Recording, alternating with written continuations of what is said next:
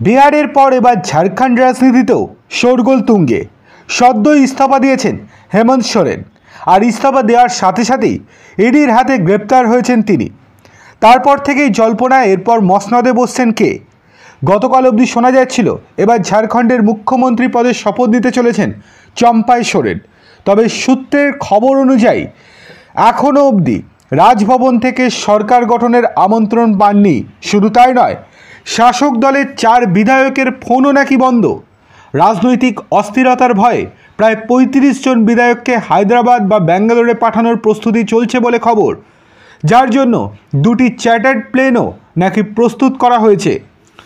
ওইদিকে সদ্য প্রাক্তন মুখ্যমন্ত্রী হেমন্ত সোরেনের ইডির হাতে গ্রেপ্তার হওয়ার পরপরই সুপ্রিম কোর্টের দ্বারস্থ হয়েছেন।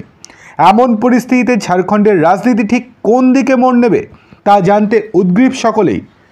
ঝাড়খণ্ডের এমন টালমাটাল পরিস্থিতির মাঝে ইঙ্গিতপূর্ণ পোস্ট করেছেন বিজেপির লোকসভার সাংসদ নিশিকান্ত দুবে। তিনি লেখেন, রাঁচি সার্কিট হাউসে হায়দ্রাবাদে মাত্র 35 জন বিধায়ক যাচ্ছেন। সরফরাজ আহমেদ বিধায়ক নন, হেমন্ত সোরেনজি জেলে।